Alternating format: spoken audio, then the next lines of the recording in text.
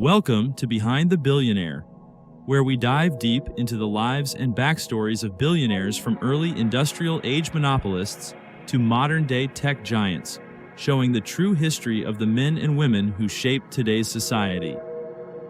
To kick off our series, we're focusing on a particular man who jump-started social media as we know it. Mark Zuckerberg, the reluctant billionaire who rewired the world. Mark Zuckerberg's journey is nothing short of fascinating, from becoming the billionaire face of Facebook to the grilling session before Congress. But he started out as a pretty ordinary, socially awkward kid with a love for Greek classics, algorithms, and a passion for building stuff. He never expected the fame to follow, nor did he want to make a fortune.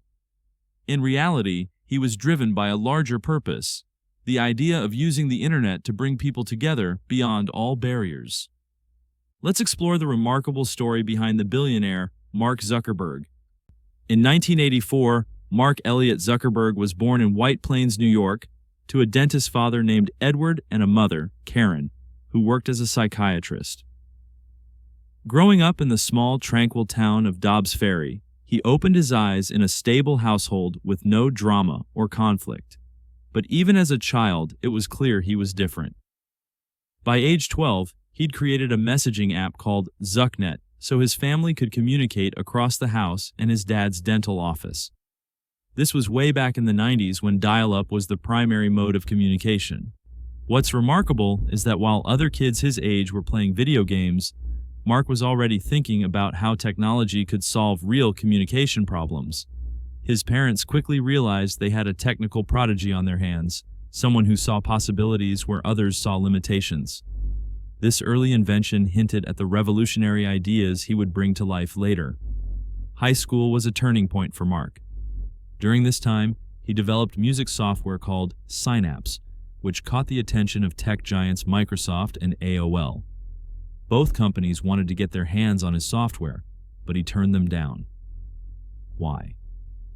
Because he wanted to finish high school and finally go to college. The offers from these major corporations could have set him up financially for life, but Mark understood something that many young entrepreneurs miss: the value of education and timing. He knew that rushing into the corporate world too early might limit his potential for even greater innovations. His eyes were set on the biggest goal of them all: entry into the most prestigious institution in the U.S. and arguably the world, Harvard. Harvard was a life-changing experience for Mark, known as the hoodie guy, but he managed to stand out in the crowd, not for his eccentric style or partying, but for his extraordinary brain. He dedicated himself to studying psychology and computer science, a powerful mix of disciplines. Mark was fascinated by how people interact and why they do it. This combination wasn't accidental. While most computer science students focus purely on technical skills, Mark understood that the most successful technologies are those that tap into human psychology. He spent countless hours in the library studying social behavior patterns, which would later become the foundation of Facebook's addictive design.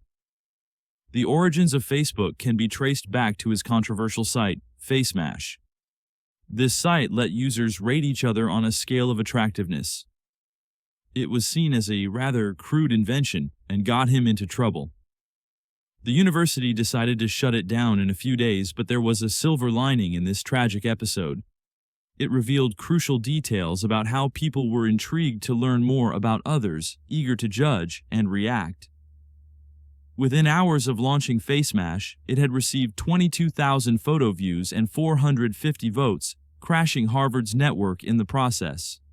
This wasn't just a prank gone wrong. It was Mark's first real glimpse into the incredible human appetite for social comparison and digital interaction. By early 2004, Mark was ready to launch something bigger, a platform that would bring vision to life.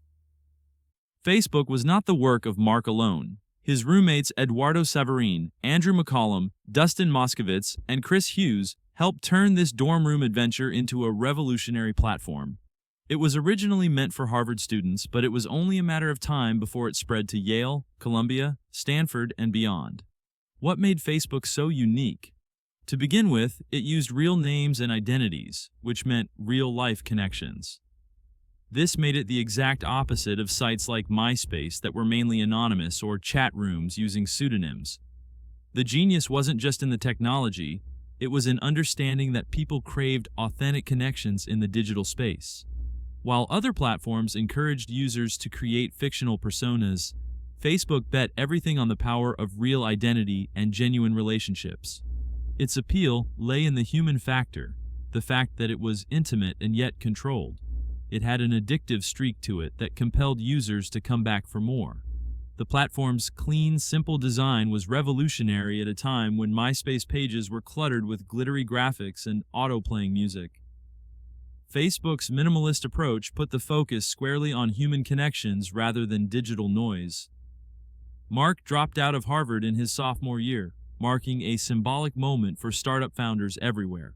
With Facebook, he was more than ready to make a big impact in Silicon Valley with. Zuckerberg wasn't trying to build a small social tool limited to his sphere of existence. He had a global vision, and move fast and break things wasn't just a motto, it was how Facebook grew. With funds from Peter Thiel and Sheryl Sandberg from Google to help monetize his creation, Facebook became more than a site. It became a metaphor for the modern world. The $500,000 investment from Peter Thiel in 2004 wasn't just money.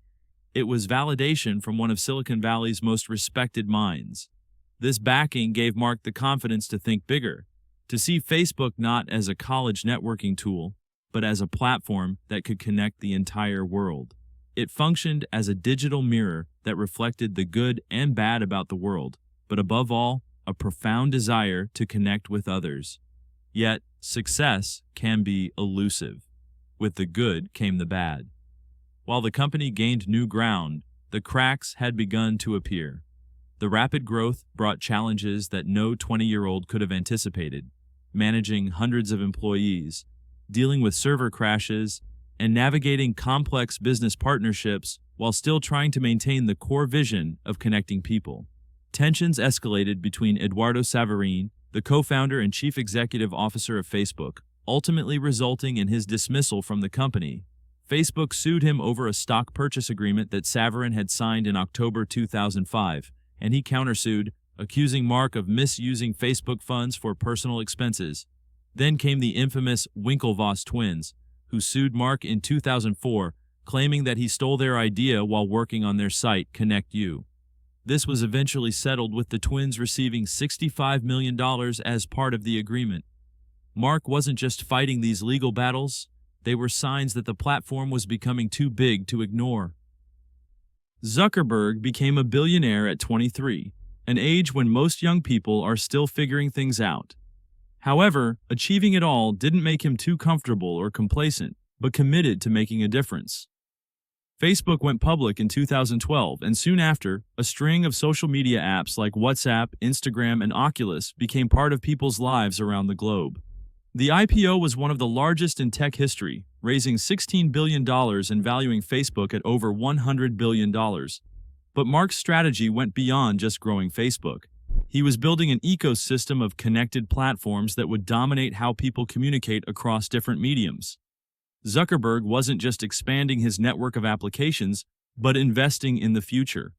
His acquisitions weren't random. Instagram captured visual storytelling, WhatsApp dominated global messaging, and Oculus represented his bet on virtual reality as the next frontier of human connection. Each purchase showed his ability to spot trends and technologies before they became mainstream. This fanfare came at a price.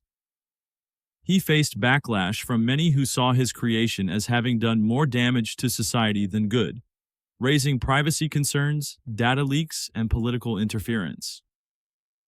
Suddenly, the socially awkward kid who wanted to connect people was seen as the gatekeeper of the world's attention. To some, he was a genius. To others, he was a villain. No matter what the world thought, Mark knew that the highs and lows were all part of his journey. Zuckerberg once said, "The question isn't, what do we want to know about people, but rather, what do people want to tell about themselves?" This quote tells a lot about the man who triggered the social media revolution. His goals weren't typical: collecting wealth or gaining access to unprecedented data that became more valuable than wealth in an increasingly digital-first world. What drove Mark wasn't the typical Silicon Valley dream of getting rich quick and retiring young. Instead, he was obsessed with a much grander vision, creating tools that would fundamentally change how humans interact and share experiences across the globe. Underneath it all was a desire to pull people out of their cocoons and give them visibility. It's like turning the man in the street into something of a star, where his life mattered and was worth sharing. He believed that everyone had a story worth telling and connections worth making, regardless of their background, location, or social status. Facebook became the great equalizer, where a farmer in rural Iowa could have the same platform as a celebrity in Hollywood. He created a digital space where people could belong, perform, and connect. Yes, he established a financial empire and attained worldwide fame and recognition. But what made him a force to reckon with was his relentless drive, a drive with a clear purpose to shape the internet the way he believed it should be. Whether you agree with how he's done it or not, one thing's certain.